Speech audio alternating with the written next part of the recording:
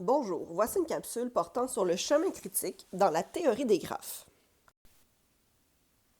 Donc, dans un graphe, un chemin critique, ça correspond à un chemin simple de valeur maximale. Donc, c'est super important, valeur maximale. Les chemins critiques vont être utilisés pour déterminer le temps minimal requis pour réaliser une tâche composée de plusieurs étapes. Donc, ce qui peut être mélangeant, c'est qu'on cherche c'est quoi le plus petit temps que ça va nous prendre pour réaliser une tâche, mais on va aller chercher le chemin de valeur maximale pour y arriver. Donc, on va regarder pourquoi est-ce qu'on va prendre le chemin de valeur maximale pour trouver le temps le plus petit pour arriver à faire une tâche composée de plusieurs étapes. Donc, on va y aller avec un exemple pour que ce soit vraiment plus clair. Donc, on nous dit, voici un démarrage d'une entreprise. Donc, on nous donne plusieurs étapes qu'on a identifiées par des lettres de A à H pour se simplifier la tâche. Par la suite, on nous donne une brève description de chacune des étapes. Donc, par exemple, l'étape A, préparation du plan d'affaires, on nous dit combien de temps ça va prendre pour réaliser l'étape, dans ce cas-ci 30 jours, et les étapes préalables, ici, il n'y en a aucune. Donc, par la suite, on a exactement la même chose. Donc, l'étape B, on nous dit c'est quoi? Ça va prendre 10 jours et on nous dit que l'étape A va être préalable à cette étape-là. Ce que ça veut dire, l'étape préalable, c'est qu'il faut absolument avoir complètement terminé l'étape A avant de pouvoir commencer l'étape B. Donc, l'étape C a aussi l'étape A comme préalable, D aussi. Par la suite, l'étape E a l'étape B comme préalable. L'étape F, on doit avoir fait 2 étapes pour pouvoir la débuter. Et l'étape G, même chose. Et on arrive à la fin, au démarrage de notre entreprise. Donc ici, c'est le début de l'entreprise. C'est la fin de notre situation pour le démarrage de l'entreprise. Donc, ce qu'on va vouloir faire, c'est représenter l'ensemble des étapes associées au démarrage par un graphe où chaque sommet va correspondre à une étape. Les chemins parallèles vont être associés à des étapes qui peuvent être réalisées simultanément. Et le nombre qui va être inscrit sur chaque arc va correspondre au temps de réalisation de l'étape qui est à l'origine de l'arc. Donc, on va regarder ce que ça veut dire. Donc, première chose, on va commencer par notre étape A, qu'on va essayer de placer toujours au début, donc à gauche. Par la suite, donc mon étape A, je l'ai placée, il n'y a aucune étape préalable. Je vais aller placer mon étape B, C et D. Donc, ça va être vraiment important quand on fait notre chemin critique de regarder un peu vers où on s'en va. Donc, je vais aller placer B, C et D, un en dessous de l'autre, puisque ces 3 étapes-là vont pouvoir être faites une fois que l'étape A s'est produite. Donc, ce que je vais faire, c'est que comme A est préalable aux 3 étapes, je vais faire un arc qui relie le sommet A à chacun des 3 autres sommets. Et là, on va vouloir écrire une valeur sur l'arc qu'on vient de tracer. Ce qu'il faut comprendre, c'est que je pars du sommet A et je m'en vais vers les autres étapes. Donc, l'étape A, elle prend 30 jours à réaliser. Donc, je vais me déplacer sur cet arc-là durant 30 jours. Donc, c'est le 30 que je vais aller écrire. Même chose pour chacun des arcs qui va partir de mon sommet A. Donc, sommet B, C et D sont placés. Par la suite, mon sommet E, donc l'étape E, on nous dit que l'étape B est préalable. Donc, je vais aller mettre le E après mon étape B. Et comme B est préalable, je vais aller relier B à E. Donc, encore une fois, ce que je vais vouloir faire, c'est regarder le temps que ça prend pour compléter B, parce que tant que B ne sera pas complété, je ne pourrai pas commencer l'étape E. Donc, dans mon tableau, l'étape B prend 10 jours à réaliser. C'est ce que je vais écrire sur mon arc. Donc, l'étape E, je l'ai placée. Par la suite, l'étape F, on regarde C et D sont préalables. Donc, ce que je vais faire, c'est que je vais aller placer F un peu entre C et D en reliant C et D à F. Je vais aller voir dans mon tableau, donc l'étape C, puisqu'on part de C vers F, donc l'étape C, 25 jours. Et l'étape D va durer 20 jours. Donc F, c'est fait. Par la suite, pour l'étape G, on nous dit que E et F sont préalables. Donc, je vais aller placer G entre E et F. Je vais relier F et E à mon sommet G. L'étape E dure 5 jours. L'étape F dure 15 jours. Donc, pour G, c'est fait. Et finalement, H, démarrage de l'entreprise. G, l'étape G qui est préalable. Et l'étape G durait 35 jours. Donc, ceci, c'est un graphe qui représente la situation de démarrage d'une entreprise. Donc, on va regarder ce qu'on va faire avec ça par la suite. Donc, on a notre graphe et ce qu'on va vouloir regarder, c'est quoi le temps minimal que je peux prendre pour passer du sommet A au sommet H. Mais bien évidemment, il faut être capable de faire toutes les étapes pour pouvoir passer d'un sommet à l'autre. Donc, par exemple, si je passe du sommet A au sommet B, j'ai 30 jours de passé. Rendu au sommet E, j'ai 40 jours de passé. Rendu au sommet G, j'ajoute 5, je suis rendu à 45 jours. Sauf que quand je regarde le sommet G, ce que je constate, c'est qu'il faut avoir fait aussi la partie qui est ACFG et qui est ADFG. Donc, il va falloir que je regarde aussi, si je suis rendu au sommet C, on a 30 jours de passé. Au sommet F, j'ajoute les 25, je suis rendu à 55 jours. Et si j'ajoute 15 jours, je suis rendu à 70 jours. Donc, ce qu'on constate, c'est que même si le chemin du haut, j'arrive à le faire en 45 jours, pour pouvoir m'en aller vers l'étape H, il va falloir que j'attende quand même 70 jours. Et là, je vais aller vérifier, voir mon troisième chemin pour me rendre au sommet G. Donc, en partant de A jusqu'à D, c'est 30 jours. J'ajoute 20 jours, je suis rendu à 50. Et donc, si j'ajoute les 15 jours de plus, je suis à 65. Donc, on constate que pour se rendre au sommet G, pour en repartir, il va falloir attendre 70 jours d'une manière ou d'une autre. Et par la suite, on va pouvoir faire le 35 jours de plus et se rendre à 105. Donc, pour éviter de faire des erreurs, ce qu'on peut faire, c'est dans un premier temps, énumérer tous les chemins possibles. Donc, j'ai le chemin qui passe par le haut, qui serait A, B, E, G, H. Lui, donc, je vais faire la somme, 30 plus 10 plus 5 plus 35. On a dit qu'on est à 45, donc ça fait 80 au total. Je peux faire A, C, F, G, H pour un total de... donc, on avait ici 70, 105. Et A, D, F, G, H pour un total de 100. Donc, ce que ça veut dire, ces trois chemins-là, on pourrait avoir tendance à vouloir prendre le premier chemin. Par contre, c'est vraiment le deuxième qu'il va falloir aller chercher parce que si je prends le premier chemin, je n'aurai pas le temps de faire toutes les étapes qui sont demandées dans le processus. Donc, il va arriver qu'à certaines sections, par exemple sur la première partie, ici, bien, comme on termine en 45 jours, bien, il va y avoir un temps d'attente avant de pouvoir se rendre à la fin. Il va falloir attendre que les 70 jours soient écoulés. Donc, lorsqu'on vous demande de déterminer le temps minimal requis pour démarrer cette entreprise en évaluant la valeur du chemin critique associé à cette situation, bien ici, ce que je vais répondre, c'est que le temps minimal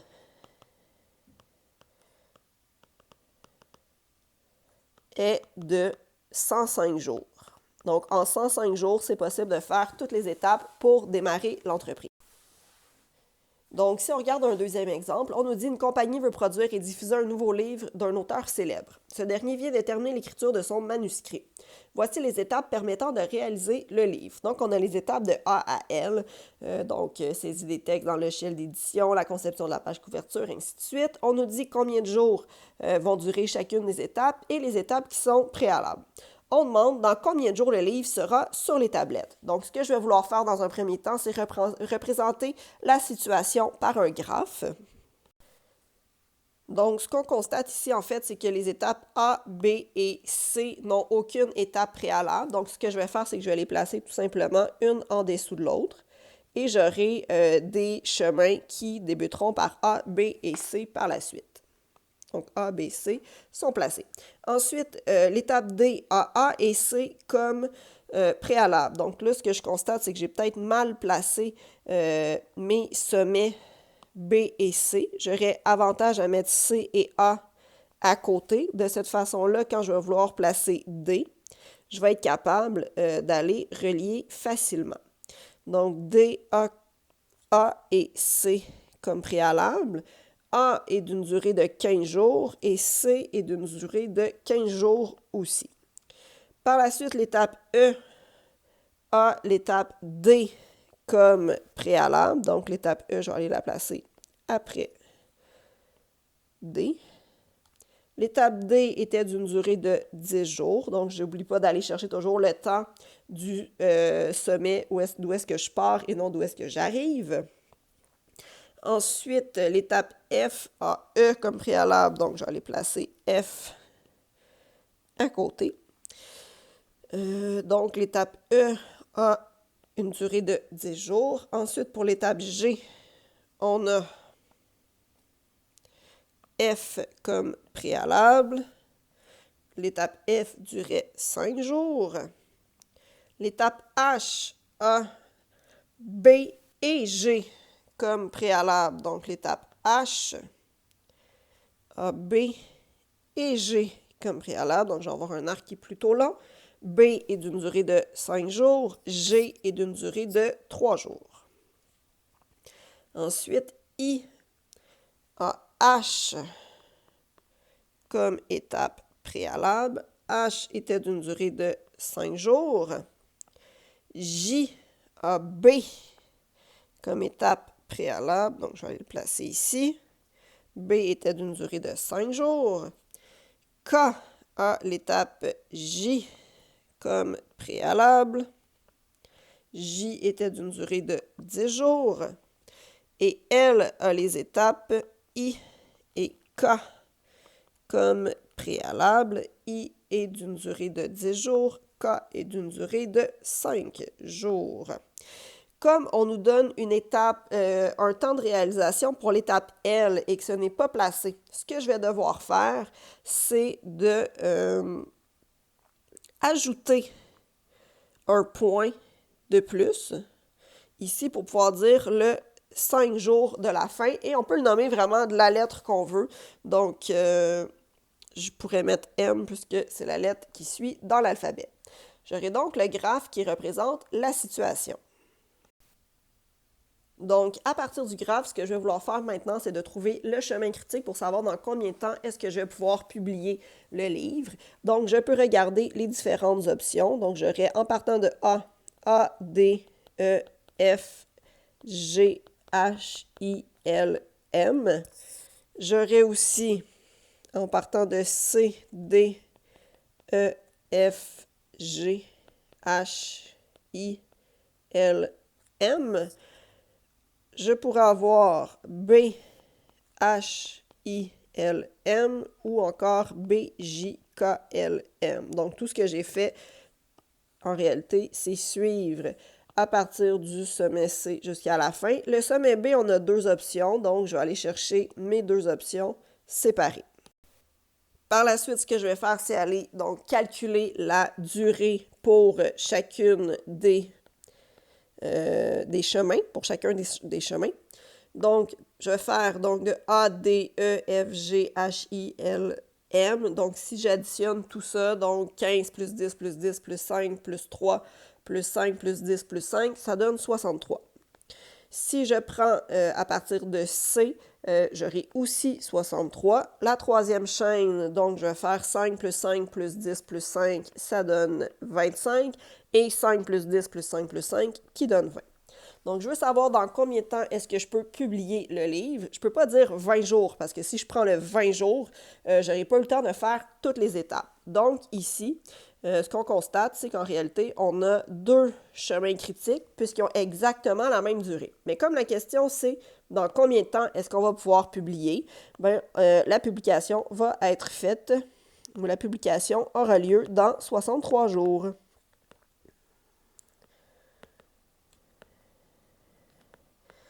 Donc, peu importe le chemin critique, l'important, c'est qu'à 63 jours, tout le monde a fait ses tâches et tout le monde a pu avoir les éléments préalables. Parce que si on regarde, par exemple, pour le dernier, B, J, K, L, M, mais ce qu'on nous dit, c'est en réalité, à partir de L, pour pouvoir faire la publication, il faut bien évidemment avoir fait tout le processus qui est ici. Donc, même si la partie qui est plus publicitaire est faite, il faut attendre que le livre soit terminé avant de pouvoir procéder au lancement. Par la suite, quand on est dans un processus de ce type, il peut arriver qu'il y a des problèmes ou encore que ça va plus vite que prévu pour certaines étapes. Donc, on nous dit la publicité créée par l'agence publicitaire ne satisfait pas aux exigences de la compagnie de production. Elle demande des modifications à la publicité, ce qui double le temps de réalisation de cette étape. Cette demande aura-t-elle un effet sur la durée totale de production du livre? Donc, ce qu'il va falloir faire, premièrement, c'est retourner dans notre tableau de départ pour savoir à quelle étape est-ce qu'on s'intéresse. Donc, ici, lorsqu'on parle de notre publicité, donc création de la publicité, ben, c'est conception et production d'un texte publicitaire. Ici, on nous dit le temps sera doublé. Donc, au lieu d'être 10 jours, c'est 20 jours. Donc, je vais aller voir ce que ça a comme effet sur mon graphe. Donc, l'étape J, au lieu de durer 10 jours, va durer 20 jours. Donc, ce que vous pouvez faire dans votre cahier, tout simplement, c'est prendre une autre couleur, aller barrer les informations. Et ensuite, on va regarder ce que ça a comme effet sur chacune des valeurs des différents chemins qu'on a trouvés. Donc, ce que je constate en réalité, c'est que dans les chaînes qu'on a trouvées à l'étape précédente, l'étape J intervient seulement dans la dernière. Donc, c'est seulement la dernière valeur qui va changer. Je vais ajouter 10 jours, donc 30 jours. Donc, ce que je constate, c'est que même si ça a pris plus de temps pour faire la publicité, bien, comme c'était dans un chemin où est-ce qu'on avait déjà du temps d'attente rendu à l'étape L, bien, ça ne changera rien sur le résultat final. Donc, la publication va pouvoir être faite aussi dans 63 jours. Et dans la dernière partie, donc, on nous dit malheureusement un problème survient lors de la saisie informatique des textes dans le logiciel d'édition et le temps de réalisation de cette étape est augmenté de 6 jours. Donc, ce que je vais faire, je vais aller dans mon tableau. La saisie des textes dans le logiciel d'édition, c'est mon étape A. Donc, si j'ajoute 6 jours, ce sera plus 15, ce sera 21. Donc, je vais aller ajouter 21 jours ici. Et là, ce que je constate, c'est que mon sommet A était dans la chaîne de valeur maximale. Donc, ici, je vais devoir ajouter 6 jours pour un total de 69. Donc, cette étape-là va avoir un effet sur la durée totale. Donc, oui, la production sera allongée de 6 jours. Donc, à l'occasion, s'il y a des délais sur certaines étapes, ça va causer un problème et d'autres fois, non. Donc, sera prolongé de 6 jours. Donc, c'est vraiment important chaque fois qu'il y a une étape qui est modifiée de s'assurer que toutes les chaînes, tous les chemins qu'on a faits, on regarde pour s'assurer que voir s'il y a une différence sur ce qu'on avait au départ et ce qu'on a à la fin. Merci!